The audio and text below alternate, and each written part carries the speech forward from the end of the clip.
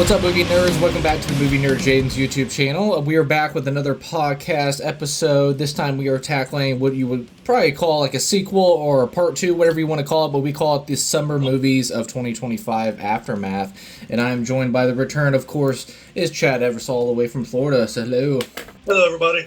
And then, just like before, we did the Summer Movies of 2025. That was the movies releasing from May, June, July, and August. And we are actually in September 1st. We are actually recording this on September 1st. So we just wanted to talk about and give like a recap, or what we like to call an aftermath of that, the summer movie season.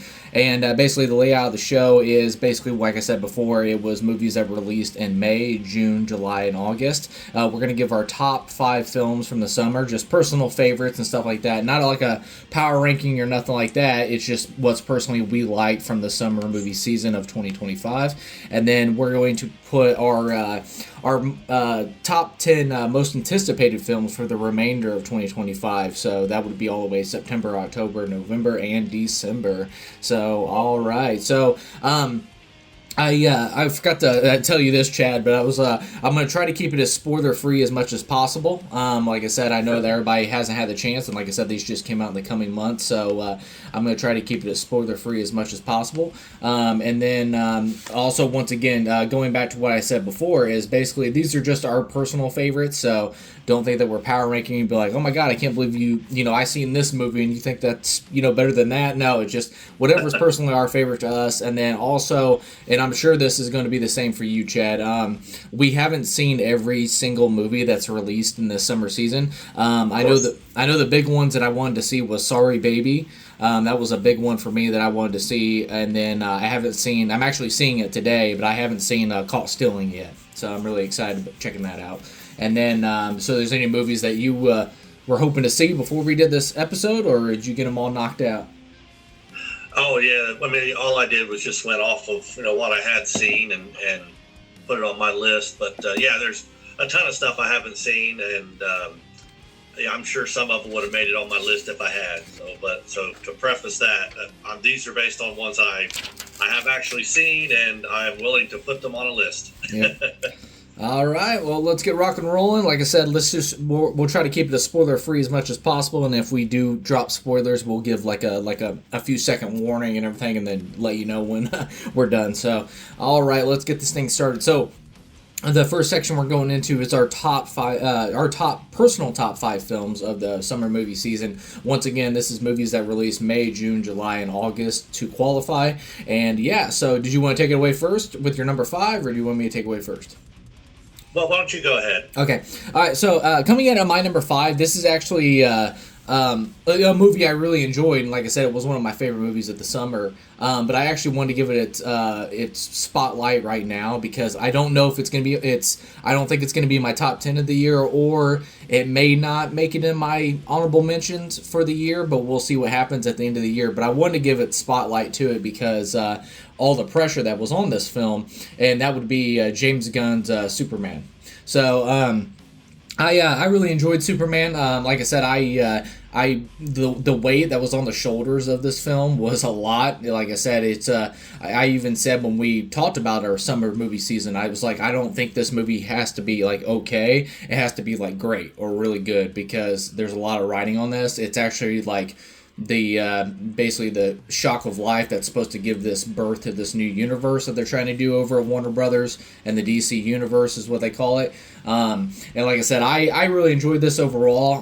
I can start with some of my, there's of course with every film that I'll have is there's negatives and flaws to the film, but overall I really enjoyed it. I had a lot of fun with it. I had a lot of good laughs. I think the characters are really well written.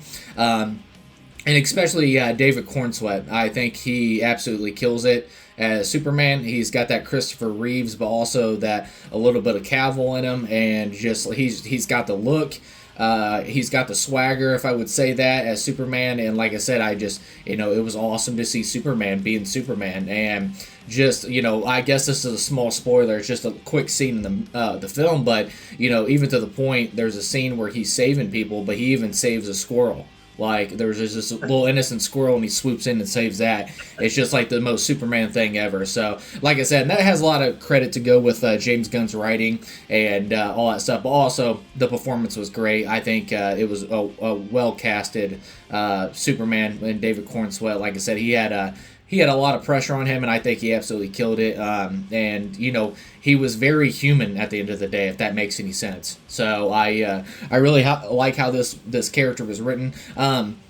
As far as the overall story, there's some stuff in here that you've seen before in a comic book film. It's not breaking new ground in some instances, but also at the same time, I think it's really backed up strongly by how well the written characters are. The third act is pretty much how you would expect a comic book film to be and stuff like that, but I still had a lot of fun with it. The only flaw I didn't like about the film was I think it looked too digital, if that makes sense. It doesn't look very like on location. Like there's some scenes that are definitely on location, but there's a lot that just you could tell they were like just digital backgrounds and things like that, so that was kind of bothering. And then there was also the Superman suit in general. Like I said, I really dug it. I liked that they brought back the trunks. I really liked the S being on the cape and things like that, but there was like the material and stuff that it was made out of I wasn't really a big fan of, but like I said, but once again, I really wasn't paying attention to those small flaws. It was really how David Cornsweet carried himself as the character.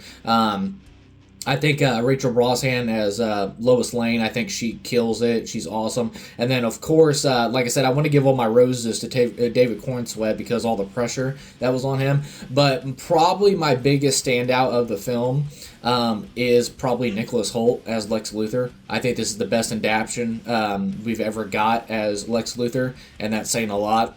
Like I said, you got a character that's been repeatedly done in the Superman films, and Nicholas Hoult comes in and brings his own character to the character, if that makes sense. But man, he really gets across that he just hates Superman, and he's a really evil piece of crap in the movie and stuff. So yeah, but anyways, yeah. So the coming at my number 5 for the summer season, I had James Gunn's Superman. Like I said, I wanted to give it spotlight because I'm not sure if this is going to be in my honorable mentions or my top 10 of the year at the end of the year, but I did want to give it spotlight because I think it was a well done film and a really exciting start to the universe. A lot of exciting characters and a lot of different directions that you can go with this universe, and yeah, I'm excited for it. But we'll see who's directing the next Superman. I know James Gunn is writing it, so we'll see. I don't know if that's been confirmed that he's actually going to direct the sequel. I hope he writes it, but he also gives it to somebody else's hands to direct it and stuff like that. I would like a little more visual flair and more visual light taste and stuff like that to it. But I think this is a great start, and yeah, like I said, I wanted to give a spotlight to James Gunn's Superman, so that's what I had at number 5. What about you? All right, very nice. Yeah, it's great. Nice words for that. And I know it's streaming now, so at some point I will probably bite the bullet and just go ahead and buy it to stream to check it out. But I like Henry Cavill's version of it, and and I felt like it was maybe too early to pass it off to somebody else, because to me he's such a good archetype for Superman, But everything I've seen of Cornsweet, he looks great, and I think some of this action sequences look really good. And yeah, Nicholas Hoult, he's amazing anyway, so I think it'd be a good good adaptation for that. I'm definitely going to check it out, knowing that you gave it a kind of a thumbs up. So I'll definitely check it out soon. Yeah, and then one of the other flaws too that I forgot to say was I wasn't too impressed by the. I know there's a couple friends that had down at the comic shop. I got grilled for it because there was a couple songs in there that they really enjoyed. But as far as the soundtrack too for a James Gunn film, it was kind of, I wouldn't say disappointing, but it was kind of underwhelming compared to his other soundtracks that he'd done for a film. But and it also, they had the Christopher Reeves like Superman theme, but it was like a remix of it by John Murphy and stuff. Nice. So I was just like, cool, but also at the same time I kind of wanted his own identity theme to himself, not kind of like just a remix of it. So yeah, but besides that, yeah, what's your number 5? All right, well my number 5 is Pixar's Elio. Oh sweet, yeah. I took Faith and Mallory to see that, and we really enjoyed it. as a kid who grew up, feeling like kind of don't belong sometimes, like we all have at times, but it really spoke to me of this kid feeling like after the death of his parents that he just didn't have a place really in the world, and so he kind of obsessed with the idea that these aliens are out there trying to make contact with Earth, and so this movie is based on that concept that this kind of lonely kid who doesn't feel like the gal that he is living with, which is his aunt, really understands him, and so from there it's a very good, very stellar cast. I don't think it got really a lot of the praise that it really deserved for as good of a movie that it was. I just don't know if right now, there's so much animation coming out that it just feels maybe like a little too much, and so people are kind of burnt out a little bit on maybe movies in general, but animated movies in particular. I think there have been some duds lately, even from Pixar, where people went out and saw it and just like, it's you said the term underwhelming, and I think that's happened lately with Pixar in particular.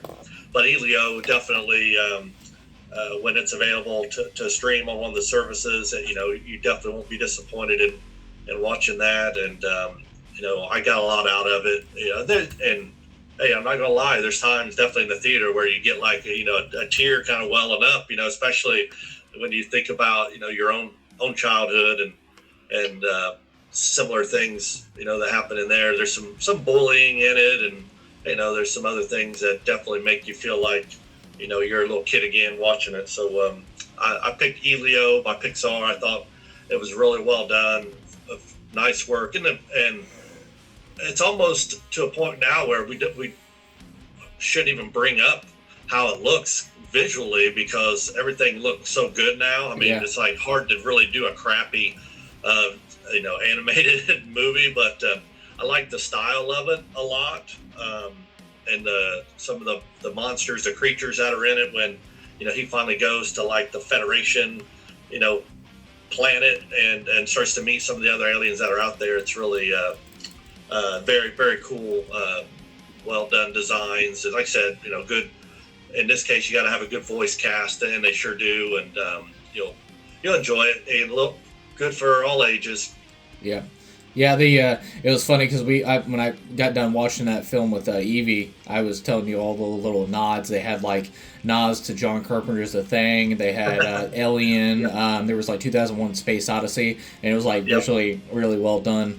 The only thing that sucks about that is I feel like it's the Elemental. Like Elemental ended up having legs and actually ended up like cracking over $400 million at the box office, but it started out really low for a Pixar film. But Elio, I just feel like the same thing with Elemental, it just failed by its marketing. I was just like, I feel like this wasn't very marketed well, and then also I heard behind the scenes how many rewrites and how much stuff they cut out of it, and I'm just like, so it was just really rough. And I know it was like kind of on the heels of was it David Zaslav and David or not David Zaslav, that's Warner Brothers, the Bob Chapek and Bob Iger.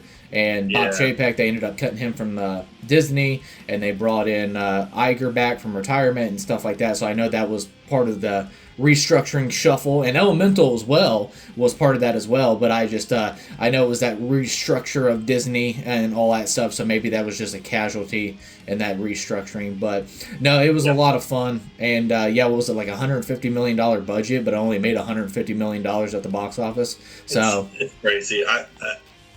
I'm dumbfounded every time I hear an animated movie costing more than $100 million to make. I just don't get it. I mean, I understand the process behind it and all, but man, oh man, it just seems crazy to me that it would cost that much to make an animated movie nowadays. But you figured as advent of technology comes along, and as they make more and more of these movies, that it becomes easier, quicker, But here we are, a $150 million movie.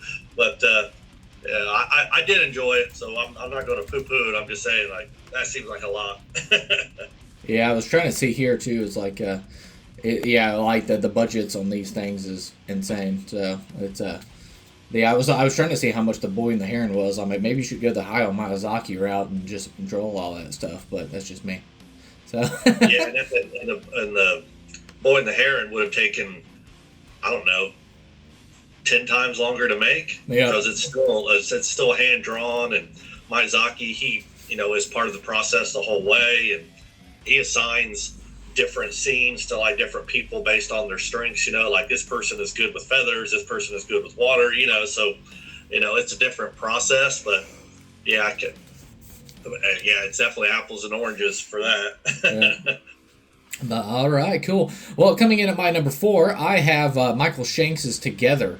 This is a film that I've been really looking forward to. I think when we did our what was it, mid-year Yeah. at the halfway point and stuff like that, this was one of my most anticipated films for the rest of the year, and it did not disappoint. I really had a good time with this film. A very awesome original story and stuff like that. And like I said, it was very brutal at times, but and I'll get to a flaw with that here in a little bit. But I had a really good time with it. The chemistry between Allison Brie and Dave Franco was phenomenal. Like I said, but I would assume that would happen because they're husband and wife in real life. So.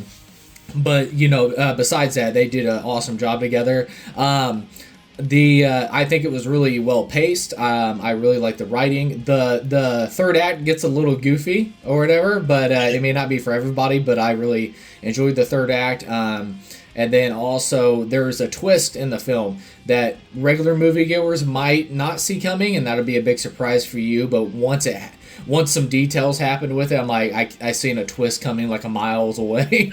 I was just like, oh, come on. Then, without spoilers, I talked to Chad about a little bit afterwards, and we were talking about it. You're like, oh, that's kind of lame. I was like, yeah, just like there's little details but that doesn't take away from it was still a awesome film. I think it was well shot. Very there's a couple scenes, and I think people have seen in the hallway. There's a hallway scene in the trailers for the film, and it definitely does not disappoint. It's very creepy and well done. A lot of really cool tricks with the lighting, and just like I said, it just really takes off from the beginning.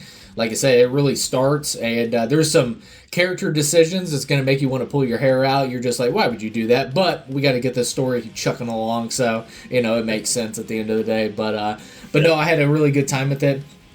The only flaw I can say with the film is it wasn't as brutal as I thought it was going to be. I'm not saying I'm just begging for the carnage, but the way the marketing and everything really hyped this up, I thought it was going to be a lot more grotesque and like, I don't know, like a lot more hardcore body horror and stuff. So but no, I still had a good time with it, and like I said, it's I'm not sure if this is Michael Shanks' director debut. Let me see that real quick. But no, was it run and directed by Michael Shanks? Directorial debut? Yeah, so it was his directorial debut. Okay, so but like a great directorial debut. I can't wait to see what Michael Shanks does, and hopefully, now that Neon ended up buying this at the Sundance Film Festival, I'm gonna assume that they probably have a relationship now that he's gonna probably be doing some more stuff with Neon, and that's exciting. And of course, a relationship with Dave Franco and Allison Brie, so it's really cool. But like I said, it's a really breath of fresh air into the horror genre, and once again, original horror is killing it in the theater this year, and Together is one of those films, original horror, that comes along. And like I said, I was really happy with it. So yeah, that's what I had at number 4. That's awesome. And I talked to you yesterday a little bit about this movie, which was I'm late to the party on Love Flies Bleeding, but Yep. Dave Franco, he had a really good part in that, and he did a phenomenal job. And I love Allison Brie from Community on to everything that she's done, and she's done a ton of stuff. And I feel like right now she's probably doing some of her best stuff. I mean, she just to me it feels like she's kind of coming to her own, like she's just this awesome actress, and teaming up with her husband to do that, I think is awesome. And I'm pretty sure, at least with one of my most anticipated films of 2025 for the rest of the year, we got another kind of like husband and wife duo that have done some movies together lately that are killing it as well. And so I love that aspect. It's got to be really fun and so comfortable to do a movie like that with your spouse. And, as long as you guys are, on good terms, which I assume they are. They seem like they have a good time. Yeah. It's like, and the one thing too, I was like, once again, I didn't think it was going to be, it wasn't as brutal as I thought it was going to be. And, but there was some disturbing images. I think they did a really good job. There's specifically a bed scene at the beginning that kind of really, I'm like, ooh, I don't like this. It's like, so there is some really cool imagery and stuff like that, but without spoilers, there's some stuff that happens in the film. They're like, that was pointless, and I'm just like, I don't know. The thing we talked about with that Austin Abrams, who was just in Weapons, like a lot of people are like, oh, that James character was pointless. I'm like, did you watch the same movie I did? So I just like, so I don't know if it just falls in that category or whatever, but no, there was some disturbing imagery, and like I said, it really takes off from the beginning and really keeps a good pace, and that's a really good, a very impressive, I should say, sign for a directorial debut to keep your pacing that way. So it was a lot of fun. Very good. But all right, what you got number 4?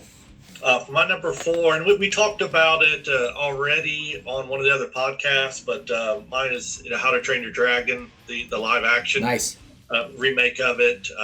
I've really enjoyed it, and just to kind of reiterate what we said on the original podcast about it was, we've talked about how did it really need to be made? No, not really. But in the end, if you ignore the fact that the animated trilogy of it did so well and continues to really be endearing to a lot of folks who saw it when it first came out, it's still a fantastic movie. So ignore that. Go, watch it if you haven't, and just enjoy a really, really well done movie. Just in every aspect. So Mason Thames, he plays Hiccup in it, and we'll talk about him again, I think, in one of the most anticipated ones. But he's killing it right now, doing some awesome things, and so again, stellar cast. A lot of voices come back from the animated series, which is great, and do a good job as live action characters.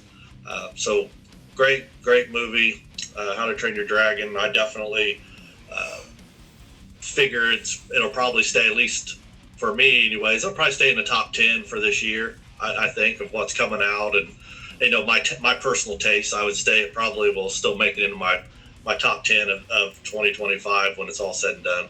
Yeah, and also Dean DeBlois that did the animated series, like he directed live action, and like I said, I think that was a blessing in disguise, because if you had some other director come into this, I think he would have probably visually tried to separate itself from the animation in a bad way. I think he would have probably, or he or she probably would have made Toothless a completely different design, and we need to make it look like a real dragon. And I just really enjoyed how he kept all the dragon designs as crazy as they were, and even the little fat little puffy dragon that was flying or whatever, he even kept that little guy the same design. So I just but once again, like I said, if another director would have came in, you would have that I don't think that love would have been there. But having Dean DeBlois come in is just I think that's just the, what do you call it, the core success of this movie and stuff. So it was cool. Yeah, I agree with that. Yeah,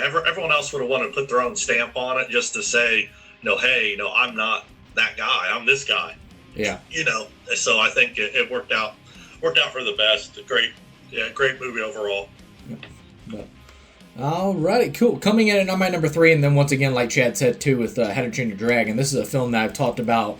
Halfway Point, I've talked about it, the summer movies, I've talked about it multiple podcasts and stuff like that, so I'll try to keep it short and sweet. But coming in at my number 3 is Danny Boyle's 28 Years Later. Like I said, this is one of my most anticipated films, if not my top most anticipated films at the beginning of the year, and it didn't disappoint for me. I think Danny Boyle continues to, even though he's an Academy Award winning director and could have played this safe at all, he still comes in with this rock and roll mentality. filmmaking and just really goes rock and roll on it. That's the best way I can explain it. And creative camera work, experimental camera work, experimental editing, experimental fusing. I just, to see that Danny Boyle is still experimenting this late in his career, and I think Danny Boyle's like in his freaking 70s, and he's still just like freaking killing it. And I really enjoyed the crap out of this. I know the controversial ending with Jack O'Connell's character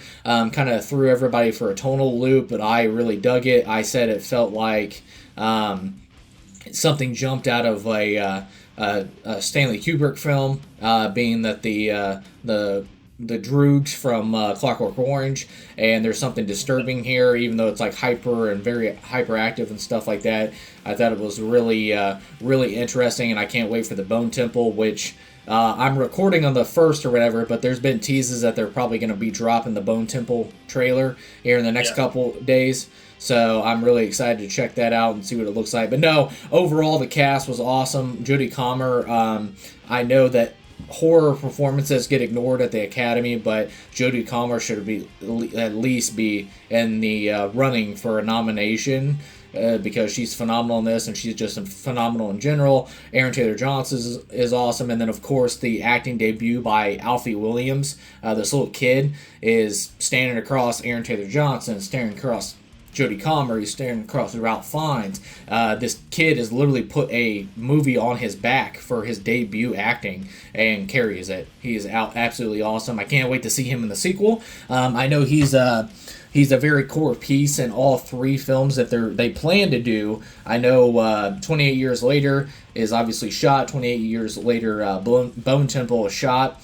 And it's going to be directed by Nia DaCosta, and then the third one will be directed by Danny Boyle, but they're waiting to see financially how the first 2 films do to do the third film, and that would be the third film would actually have the return of Cillian Murphy as Jim coming back. So I'm really excited. Like I said, it was made on a $60 million budget. I know Bone Temple, I think, is like a $40 or $50 million budget. It made $150 million at the box office, so it was profitable. So I'm really hoping to,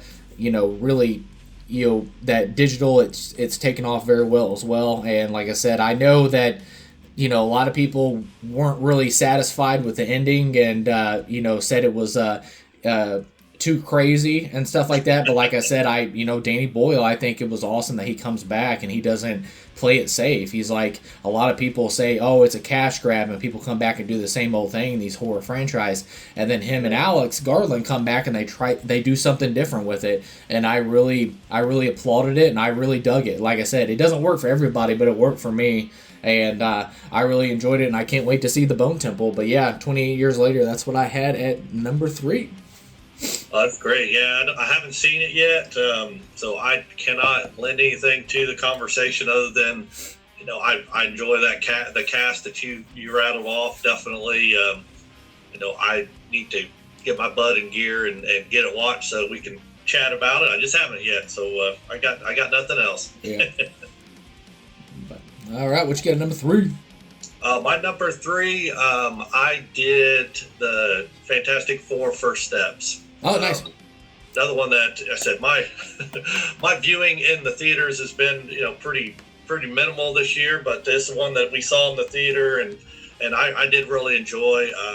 I love the kind of the alternate world that they built out of it. So very very. It's now once again a stellar cast with Pedro Pascal and Vanessa Kirby, Joe Quinn, Julia Gardner. I mean, it's a crazy amount of awesome actors and actresses in this movie. They did a really good job. I'll kind of piggyback on one thing you were talking about with Elio and how terrible their marketing campaign was and kind of did a disservice to it. And I'll say the opposite, obviously, with Fantastic Four First Steps, because they marketed the crap out of this thing and I think did a really good job. I mean, I think they got people in the theaters and I think on the whole, people weren't disappointed in what they saw. I thought it was a good, no pun intended, first step for, introducing these characters for the Fantastic Four franchise moving forward, whether, Doomsday or, whatever movie they're going to be in, which I assume they're going to be in that based on some evidence, at least in this movie. But yeah, I like Fantastic Four. Thought I didn't know how they were going to approach Galactus, and I think they did a really good job. So I give it a thumbs up for Fantastic Four. And we talked about it already on another podcast too. So I'm trying to keep it short and sweet on these, but I did enjoy it, and as soon as Disney has it available on there to stream, I'll definitely check it out again. Yeah. Yeah, I had a lot of fun with Fantastic Four. The only thing, and this is completely all of fingers pointing to Disney's. I don't know if that calls into marketing or if that falls into marketing, but the decision to, and this hurt Thunderbolts, I believe as well, is I don't know what they were thinking of doing the chair reveal for the Doomsday, and then literally announcing every single cast member of Thunderbolts besides obviously Taskmaster. But I think everybody and their mother and knew that Taskmaster was going to bite it in that film. And then same thing with Fantastic Four. It's just like you showed the entire cast and there's no stipulations for the characters. There's no threat there. So it just like exactly. I thought that was that kind of took out the wind out of the sails of this film. Is like there was no threat or anything. Like there wasn't anything in the back of your mind that we could lose some of these characters. It's like no, we already know they're going to be in Doomsday. But I think Matt Shatman. I think he did an excellent job. Of course he did WandaVision. And of course the set pieces and everything were just ridiculous and awesome and just well done for the 60s. And I know either it was Jess Hall who did the cinematography or Matt Shakman. Maybe it's a collaborative effort of tribute. Is you could definitely tell they were big fans of Interstellar. Definitely, yeah. One scene in particular, surfing the black hole by Julia Gardner's character, the Silver Surfer. It's like, man, yeah, they definitely did their homework. They watched Interstellar the night before, that's for sure, and just said, hey, what'd be cool? So, and we know, if you're a fan of Interstellar and you've learned anything about it, how complex the, that scene was with the, with the black hole and how they used, math, actual formulas to create the images, and that each second of that, the black hole scene from Interstellar took a full 100 hours to render. Each second, each frame of that, took 100 hours to render. But anyways, I think there's definitely some homages in there in more ways than one. There's a ton of things in there that if you're a fan of movies and have been watching them at all, you pick up on that stuff. And I love it. I love a good callback to a classic movie or a classic scene. It just makes you feel more a part of the community. When they do that stuff, you're like, hey, I get that. I love that. Cool. All right. Well, coming into our final two films here at number 2, this is actually a film that I think it crawled. It's for now because, like I said, I get my 28 years later steelbook in a couple weeks and stuff like that. So I'm sure this is going to be like the flip-flopping and just, the shuffle of the top 10 and things like that. But this is now my third favorite film of the year after I just rewatched it and stuff. And coming in my number 3 is Danny and Michael Philippeau's Bring Her Back. I really enjoyed this film, and I'm trying to put quotations around enjoy because the movie is very rough. It is very heavy with heavy subject matter. It's very dour. It's very sad. Just like so that's a forewarning and very brutal. But like I said, I really just was absolutely blown away and impressed by what Danny and Michael did with this film. And even we talked about it before I owned it physically and digitally and stuff like that. I was just like, wow. It's just like. I just didn't, and I mean this in the most complimentary way, I just wasn't expecting this kind of storytelling from the Philippou brothers. And Danny, who wrote the script on it, I was just like, wow, just blown away. And that kept getting more impressive and more admirable the more I watched it. I was just like, yes, this is very sad, and it's one of the most emotional horror films I've seen in a while. And like I said, you usually when it comes with like horror films, like oh, that was awesome. Oh, that's got that, great aspect. It's, this cool horror aspect, all that stuff. It's been a while since I've been like, man, that was emotionally, like, disturbing. Like, just emotionally Yeah. disturbing, emotionally sad, and just emotion. Like it's a very heavy emotion brought to a film. And it's just very impressive for their second film, and I can't wait to see what else is from them. But I really enjoyed Bring Her Back. Like I said, forewarning, I put a warning label because this, once again, at the end of the day, it's a movie, so it's not real. But also, it comes with a trigger warning to people that there is child violence in this. So, as a father, and Chad's a father as well. Like I said, when it comes to child violence and stuff like that, it's like it's very hard to watch. And like I said, that can be very, very disturbing, just beyond disturbing and stuff like that. But when you bring a kid into it, it can be very disturbing as well. So, but no, it's very well done. Like I said, I dissect, and the more I watch it, the more appreciation I get for the film, and I really appreciate it. Like I said, it's sit at number 3 for the year. Like I said, it keeps. The shuffle keeps happening in the top 10, so I know we got like 4 months left of the year, and I know the shuffling happens like this all the time, but Bring Her Back, every time I watch it, I'm just like, wow, that was just really, really well done. Like I said, it's rough, but it's a very, very well done film, and I applaud it. But yeah, at number 2 for the summer season, I had Danny and Michael Philippous, the Racka brothers, Bring Her Back.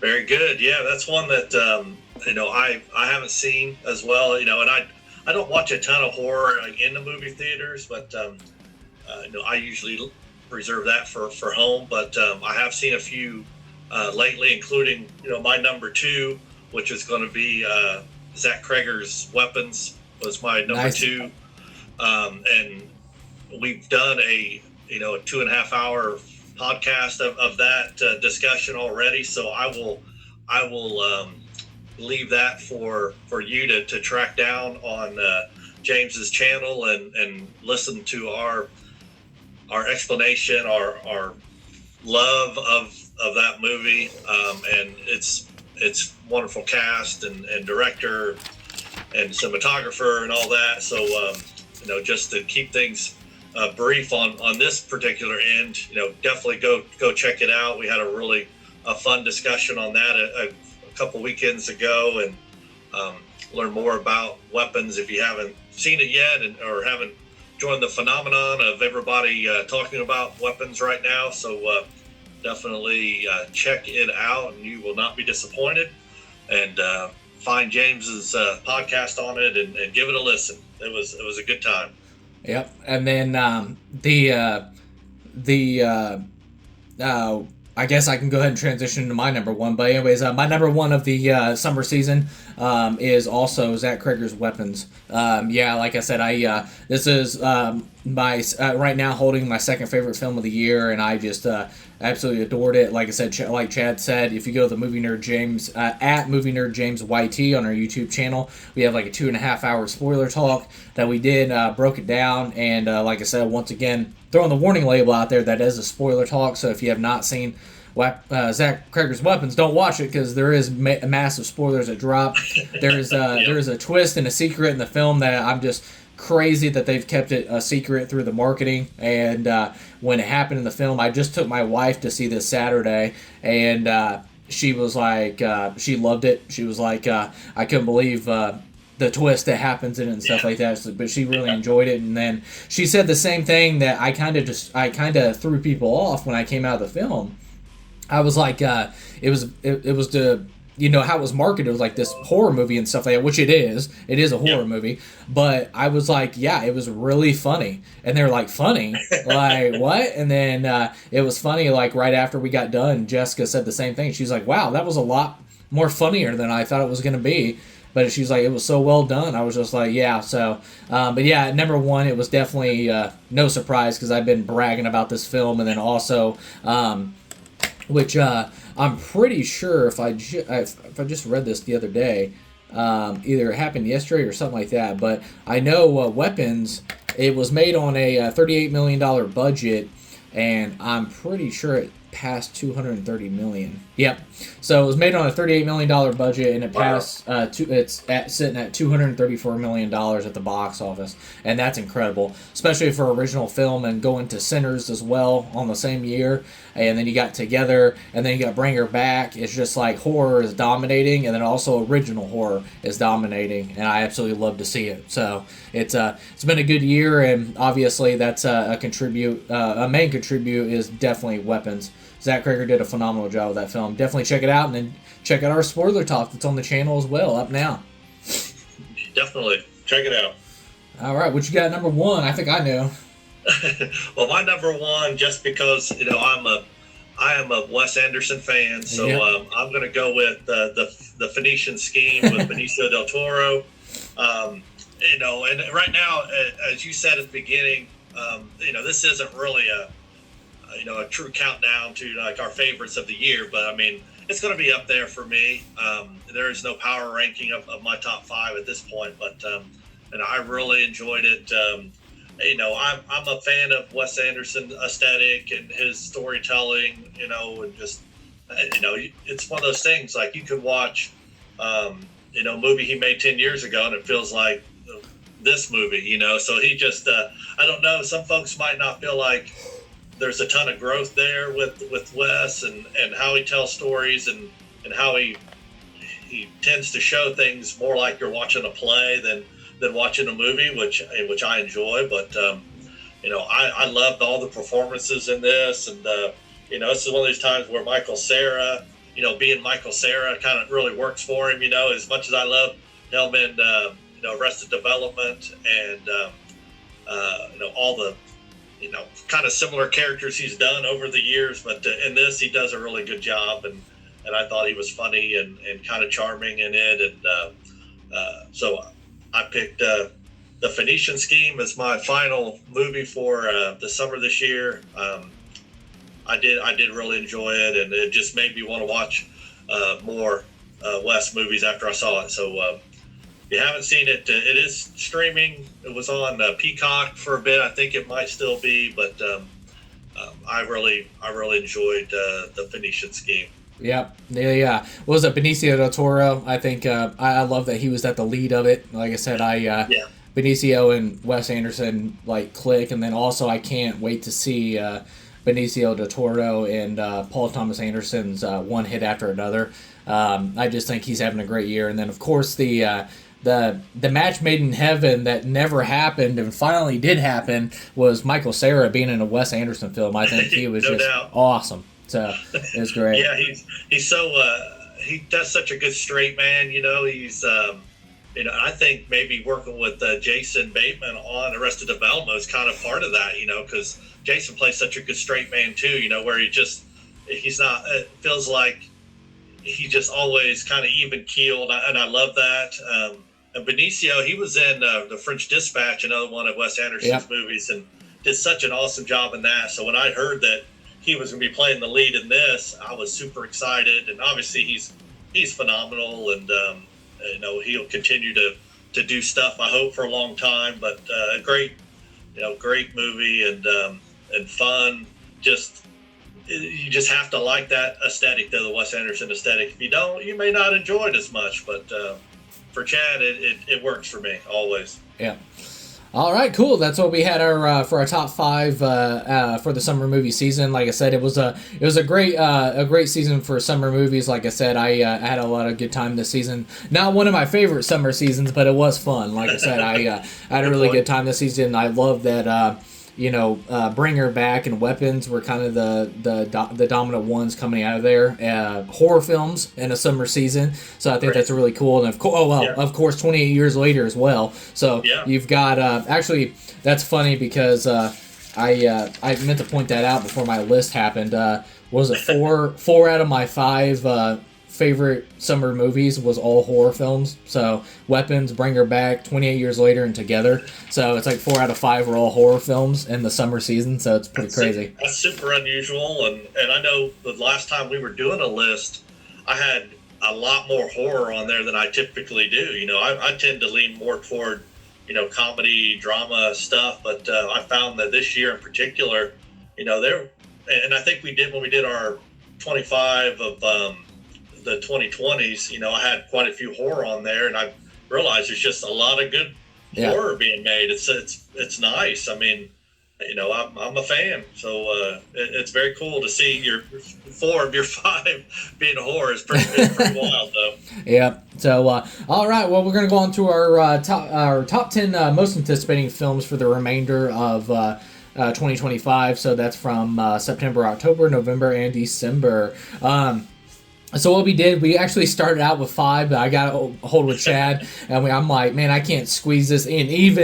Even going up to 10 films, I still couldn't get all my most anticipated. That's a good thing too, because there's a lot of really good films coming this final quarter of the year and stuff. So I'm very excited. But so basically, what we're gonna do, we're gonna give 5. Chad will give 5 of his. I'll give my last 5, and he'll give his last 5. So keep the pacing going a little bit. But here's my first 5 of the 10 most anticipated films for the remainder of the year. I have Edgar Wright's The Running Man. Like I said, I'm very excited to see what Edgar Wright does with the Stephen King property. I know he's a big Stephen King fan, and of course, I've heard this is like back to Edgar Wright's is like what he's known for roots, like with Hot Fuzz and the smash cuts of Shaun of the Dead and The World's End and things like that. So I'm very excited to check out The Running Man. And then next I have Ryan Johnson's Knives Out 3, Wake Up Dead Man. I know this is going to be in a limited release in theaters, so make sure you try to go see it in theaters. But it's a Netflix original. I'm very excited about this, even though I was I don't want to say disappointed, but I was kind of underwhelmed with Knives Out 2. I thought it was, I know it was filmed during the pandemic and stuff like that, so there's a lot of like digital backgrounds. It was just kind of a step down from what the first one was. Like I said, I really like that boots on the ground, like, natural set pieces and have that mystery soul to it. And I've heard he's got back to his roots with Wake Up Dead Man, and the cast is ridiculous, just like the other films. The cast is ridiculous, but this one looks absolutely ridiculous as well. The next one is a film I just got done talking about, and that is Paul Thomas Anderson's One Hit After Another. Paul Thomas Anderson is one of my favorite filmmakers, not just working today, but one of my favorite filmmakers of all time. And I'm really excited because Leonardo DiCaprio was the lead of this, and they've been wanting to work together for over 20 years, and it's finally happening. And Benicio del Toro is in it, Regina King. It's just like the cast looks fantastic, and I can't wait. And Sean Penn too. Like I said, he looks very awesome in it. Awesome. Yeah, so I'm very excited about that. And then the next one I have is Edward Berger, is Ballad of a Small Player, which is starring Colin Farrell. The reason why I put Ballad of a Small Player is because Edward Berger has quickly became a director that I immediately find out if he's making a film, I'm there day one. I gotta watch it, because what he did with All Quiet on the Western Front, and then of course what he did with Conclave, I think he is a fantastic director, and I adore his films. I think they're so well made, visually stunning, and he gets fantastic performances out of his actors. And to have somebody as legendary as Colin Farrell, and I'm loving the Colin Farrell resurgence right now, because like the man deserves it, because he's one of the most underrated actors, and he's a brilliant actor. So I'm very excited to check this out. And it looks very kind of gets away from a war film, and he goes from a war film to a religion film, and now he's going to like a gambling, like a character study and stuff like that, with greed and gambling and things like that. So it looks very interesting, and I can't wait to watch it. And then the final one I have here for my first 5 is Josh Safdie's Marty Supreme. This is the movie that's going to star Timothy Chalamet as a ping pong player, and it's based off a true story. And I heard it's like sports biopic meets Wolf of Wall Street. So you have me sold. And then also seeing Timothy Chalamet in the trailer, he looks out of his mind, and that's makes me so excited, because it's kind of like a unhinged comedy performance, and I've never seen Timothy do something like this. Hot Summer Nights was kind of a comedy, but and then of course The French Dispatch, or not, was it The French Dispatch? Yeah, it was The French Dispatch. And then all that stuff. But like I said, I really haven't got to see him just like unleash. And Timothy Chalamet is the dude's gonna win an Oscar one day, and maybe it's this one. So we'll see what happens. But yeah, Josh Safdie's Marty Supreme. So all right, Chad, what's your first five? Well, I'll go. My first five. One of them, I'm going to do them in reverse order here, the way I have them written. But I'm going to go with the animated Demon Slayer Infinity Castle. If you're a fan of Demon Slayer, the manga or the anime, they are doing the last few manga developments as movies, and the first one is this Demon Slayer Infinity Castle, and it's it just picks up where the last one left off, and it just kind of continues the story of the manga. And Faith and I we're huge Demon Slayer fans, and we're really looking forward to that. I mean, there's not much to say. I mean, it's not going to be any directors or anybody would really know. It's just a pickup of the story from where it just ended, and we're just excited to see them develop it, because there's a just for some context anyways, the last episode for Demon Slayer before they decided to transition into just movies moving forward is probably one of the visually most beautiful animated sequences of all time in it. There's a scene where a fire, basically an explosion happens, and it's all animated, and it's so awesome. Who is it? The Corridor Crew. They do a really good breakdown on their YouTube channel of that scene, and it's just phenomenal. So, for my first one, I did Demon Slayer, the Infinity Castle arc. I think that's going to be phenomenal, and I'm looking forward to that. The only kind of weird, it's only animated one I have on my list, Demon Slayer. So, my second one is the sequel to Wicked, which is going to be Wicked for Good. I think that they did such a good job on the first one, and it's based obviously on the Broadway production version, with some little nods to Wizard of Oz in there. But the cast was phenomenal. Ariana Grande and Cynthia, they did such a good job with the music and the heart of that show. And so we were really looking forward to I think December when Wicked for Good comes out. So we're definitely excited. Mallory, she loved it, and so she is counting down the days for Wicked for Good. But I don't know any of the music from that. I was very familiar with the original Wicked and some of the music, but I don't know that I know any of from this. So we're going to have to track down that soundtrack before the movie comes out. And then my next one is going to be Him, that kind of football inspired kind of horror movie that I honestly, other than I've seen a couple of the trailers, and there was a big poster of it when I went and saw Weapons 3 weeks ago, or whatever that was, and I just think it looks pretty crazy, and I usually don't put a ton of horror on my stuff, as we've talked about before, but I just think that looks like it's going to be something. I really think it's going to be a phenomenon, and it's going to do really well. At least I hope it does. It's got an interesting cast, but some of the stuff I've seen as far as the trailers go, and some little bit behind the scenes stuff, I just think it's just going to be a really well told story of this football player who will basically do anything to continue to get better and to be him. Basically, you've heard when it comes to sports when they say he's him, and that's kind of where they pick this up at, where it's this is the guy, and here's how he keeps on doing his thing. So that's gonna be fun.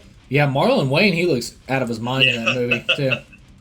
Yeah, Marlon, if most folks think of him from some of his scary movies and stuff like that, where he's just a funny dude, and he's hilarious, but he looks nuts in this, like and it's a good thing. It's what we want. We want that character development. Yeah, so I watched a movie watched a video about his workout regimen that he had to do for that movie, and really? all the muscle that he packed on for the movie, and then he was talking about how he had to immediately after that try to get that muscle away because he didn't like carrying around that much muscle. And then also he's playing Shorty in the new Scary Movie, so returning as Shorty. So he's like, I can't be walking around looking like a tank as Shorty, trying to be all goofy and stuff. So it was pretty funny. That's great. Well, I'm glad he is going to be back for that next installment of the Scary Movie. I thought I'd heard he was, and I think is Anna Faris. Yep, Anna Faris. Yep, okay, and Regina King. They're coming back. So good. I haven't seen much about that other than some rumors that it was happening and stuff. So that's good. I'm glad to hear that because he's hilarious in those. Yeah, he's a good dude. All right, so that was my number 3. I'm gonna go. My number 4 is gonna be the new Frankenstein movie. So I'm really excited for it. You know, we got Oscar Isaac coming back as Dr.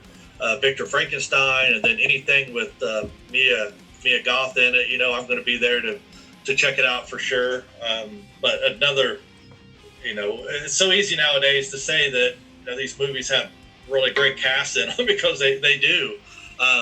You know, me, growing up, it felt like you're lucky to get one kind of A-lister movie star in your movie because they took up a lot of the budget with their salary. But nowadays, we get movies like this with just the craziest cast of characters in it, and they pull it off. But I think the new Frankenstein is going to be an awesome addition to the Frankenstein movies that are already out there, at least the lore of the Frankenstein movies that are out there.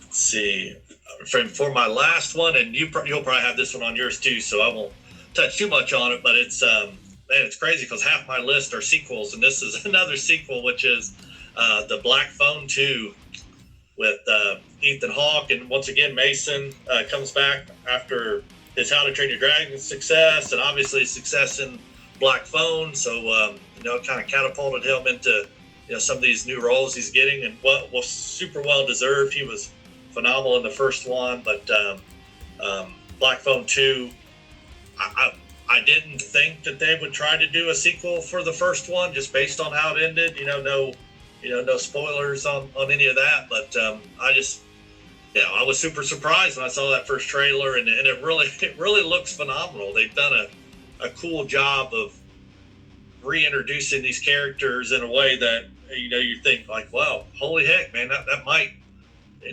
actually work. And I saw a trailer when we just saw Weapons, and it got me even more excited for it. It looks so good on screen, and Ethan is just, man, he's killing it as the grabber once again. So yeah, I'm super excited for that one. Yep. All right, cool. Yeah, and then it'll be an easy transition because the first one of my last 5 here is Scott Derrickson's A Black Phone 2. Yeah, I'm really excited about this. I think what's most exciting is that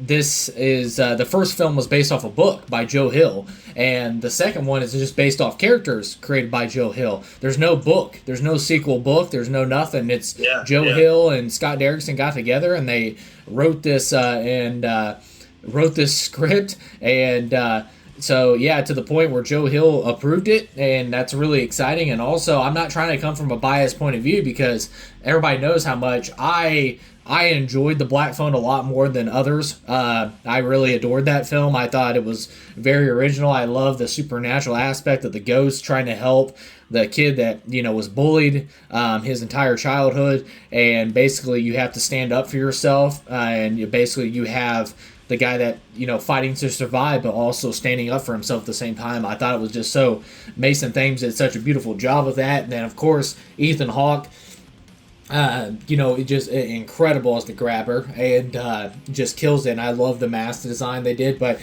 I'm not trying to sound like a biased point of view, but I've watched a trailer for this. I'm like, this looks freaking awesome. Just like taking the Nightmare on Elm Street mixed with the Camp Crystal Lake, mixed with a little bit of The Shining. It's just like, man, that's just right. watching the trailer, I was like, what a genius concept. And once again, it's not a departure of the franchise. It's literally the supernatural aspect is still there. It's just like it's basically freaking the Grabber is now the supernatural threat. So I thought that was genius, and it's funny because I wrote a short script which kind of goes out the window now, but I had a short script where the black phone was at a garage sale from the actual thing, and the Grabber's soul was going to be inside the phone. And when I seen the trailer for this, I was like, crap. I was like, I should have struck while the iron was hot. So funny. But no, I'm really excited for that. The next one I have is Yorgos Lanthimos' Bogwana. I don't know how you say it, but I'm very excited for this. I just seen the trailer the other day. Emma Stone, I know this just debuted at the Venice Film Festival as well. And she's once again getting a lot of Oscar buzz, which is well deserved because I think she's one of the, if not the best actress working today. I'm very excited for this. It's about two conspiracy theorists that kidnapped the CEO of this company, and they think she's an alien. So they're going to expose her that she's an alien. And it's possible spoiler alert, but I think the big twist of the film is probably going to be that she actually is probably an alien, and I thought that's going to be freaking awesome. So this. Definitely, she's definitely going to kill those dudes. Yeah. So I just think it's going to be that Yorgos Lanthimos, like very dark humor that isn't everybody's cup of tea, but Yorgos, man, he makes my favorite kind of dark comedies and stuff. So I'm very excited about that. The next one I have is one Chad already talked about, and that's Guillermo del Toro's Frankenstein.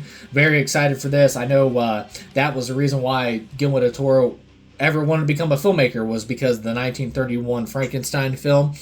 So to see your dream film be, you actually get to make one of it, that's incredible. I'm very excited. I know this just debuted at the Venice Film Festival the other day. I'm hearing that it's more like Nightmare Alley and Crimson Peak kind of level type stuff, so it's not like Pan's Labyrinth or Shape of Water, which I wasn't expecting, but I'm very excited nonetheless because, like I said, I really love Crimson Peak and I really love Nightmare Alley, so I don't know what they meant by that, but I was like, that makes me even more excited because I really enjoyed both of those films, and especially Nightmare Alley. I know this is I'm trying to talk about Frankenstein here, but Nightmare Alley, that's one that really gets slept on. Like I said, I think a lot of people are expecting like monsters and creatures, which is Guillermo del Toro's thing, but I think he made you see that the humans are always the monsters in his film, but this one, it was the humans. It was just all humans that were, the monsters at the end of the day, and I really like Nightmare Alley, and I can't wait to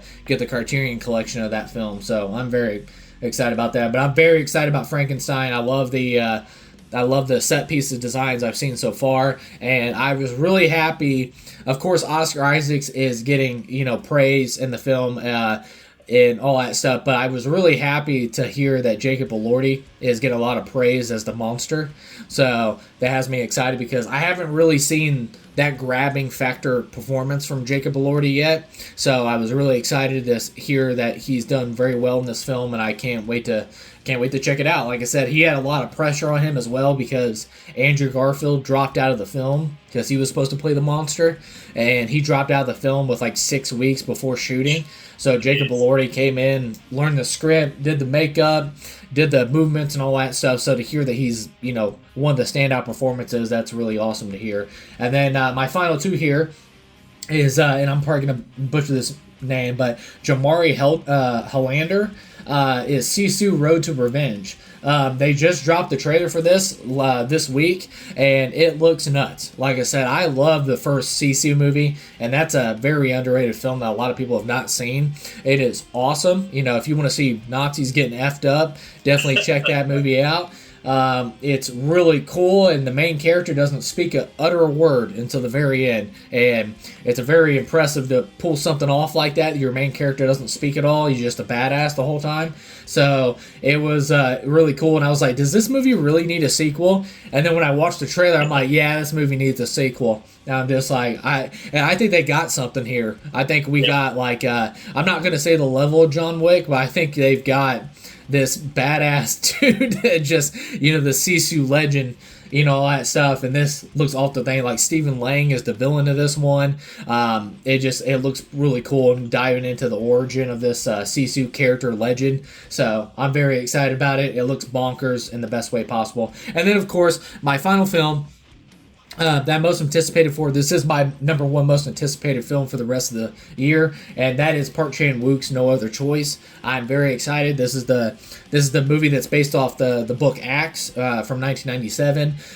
It's very American Psycho inspired and stuff like that, but it's basically the guy finds out that he's up for trying to get a job because he's been let go from his company, and he's trying to get a new job, but he has competition for this possible employment role, and he was like, well, I'll just kill him and I can get the job. So it looks absolutely bonkers. And Park Chan-wook is one of the greatest filmmakers working today that does not get enough credit. And I knock on wood, I don't think this man's made a bad movie. I think he is absolutely awesome. A lot of people know him from The Handmaiden. I know Decisions to Leave, Lady Vengeance, and of course the famously probably Old Boy is the most famous film that he's known for. But Park Chan-wook, I know this just debuted 2 days ago at the Venice Film Festival. It currently holds a 100% with 20 reviews in. That's really exciting. Like I said, I really don't pay attention too much to critical reviews and stuff like that. It's just a nod to see that it's very positively being well received, and I can't wait to see it. So my most anticipated for the rest of the year is Park Chan-wook's No Other Choice. That's great. That's a good chunk, and my list consists of a lot of those as well, so I'll just knock off the ones that we already talked about, which is going to be Edgar Wright's Running Man. I think that's going to be a fun movie, definitely a departure from the Arnold Schwarzenegger led Running Man, which I love. It's so 80s kitsch that it's a fun watch. So I'll leave it there with that, because I think your description of it was great, and anything with Edgar Wright, I'm gonna check that out, of course. And I'm gonna do my next one is the Begonia, again with Emma Stone, and for the same reasons that you just said. I love the idea that these knuckleheads are kidnapping this person because they think they're so successful because they're an alien, and they're trying to out her as this alien, and we see images in the trailer of her, her shaved head. I'm assuming there's probably a scene where they shave her head. I don't know, or who knows what the heck is happening. Yeah, even the trailer, Jesse Plemons says, "We shaved your head so you can't contact your mothership." I was like, what? That doesn't make any sense. Yeah. Well, once again, it's what I was talking about with David Franco and Allison Breeze, because them being a couple, and same with Emma Stone and Jesse Plemons. We've seen them in a few things, including the another Yorgos movie they were in, The Kinds of Kindness, and they're great, and they're both great. I mean, I've enjoyed Jesse since his Breaking Bad. As terrible as a person as he was in that, he was a phenomenal actor in that. So I've got that on my list as well. And then you just talked about the Sisu sequel, which that trailer is just out of control, man. I mean, how do you describe something like that to somebody? Because it's so simple, but yet it's so effectively done. Those effects of him killing people, and the heads exploding and whatnot. I mean, it just, the scene with the part in the trailer with all the logs in the back, and then he makes a couple of them come forward as that plane's trying to kamikaze in and blow him up, and it bounces off of it like a ramp and goes over him. It's like, who the heck was thinking of this stuff? It looks insane. So hopefully James will maybe put a link to the Sisu 2 trailer and part of his description for this. But I've got that on my list. And then my last two, another I mentioned before, a lot of sequels on my list, but there's a lot of good sequels coming out with Black Phone and Wicked. In this case, Zootopia 2. I think it looks fun. I mean, I loved the first movie. I think it did really well. It's got an awesome cast with Jason Bateman returning, along with Jennifer Goodwin as the main characters, and I love a good animated movie, and they do a great job of bringing in stellar casts, and voice work is on point. So Zootopia 2 looks like another fun addition to the first one. And then my final one is a sequel, a long time coming, and it's the sequel to 1984 Spinal Tap, and that's going to be Spinal Tap 2. The End Continues. Michael McKean is back, and Christopher Guest and Harry Shearer make up, this fictitious band with Rob Reiner directing it again, which is just crazy to think about. But it looks like a really fun, follow up to that. But being a parody mockumentary, as Spinal Tap was, obviously it's for fun, and it's going to be ridiculous and in all the best ways. But the trailers for it is pretty nuts. I love that, knowing what I knew about the original one, that a lot of it was improv. I mean, they just let them go. I mean, one of the most famous scenes, obviously, with Christopher Guest's character talking about the speakers going to 11, and Yeah. they did that on purpose because it was funny. And Rob Reiner asked him, why wouldn't you just make 11 the loudest? And he's like, but make 10 the loudest. He says, but these go to 11, so they're one louder. So, all that stuff was just off the cuff by some phenomenal improvisational actors. All those guys have been doing it for a long time.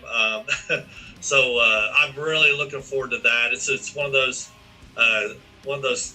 do they need to make this kind of thing like we talked about with How to Train Your Dragon, the live action version of it? And like, no. I mean, we can ask that about any movie. They don't really need to make any of these crazy things. But in the end, I think Spinal Tap 2 is going to be a fun, just a really fun ride, and a lot of nostalgia, I hope, for, idiots like me who saw the original and love it, and, still quote bits of it, on a daily. So, Spinal Tap 2, The End Continues, is honestly my most anticipated film of the rest of the year. Yeah, I seen the trailer for that too. It was funny because even that hilarious messed up humor is the manager comes in. He was like, "All right, guys, I think what would really get the band out there more in the landscape of everybody and get some eyeballs on the band is one of you needs to die or whatever." Yeah, and they're all looking around at each other like, who is it going to be? So. It's funny because in the first one, one of the running gags on the whole thing is that their drummers keep dying. So I'm hoping that they look to the drummer in the rest of that scene, and he just falls over dead or something. I think that'd be funny. But we don't want to lose any of the main guys. But I love that. Honestly, they could probably do no wrong in this. I think it's hilarious anywhere they go. But that's gonna be a fun show. Yeah. Then I'm hoping with like Scary Movie and The Naked Gun and Spinal Tap and stuff like that, this spoof comedy starts bringing a big comeback and stuff like that. So that's exciting. I hope so too.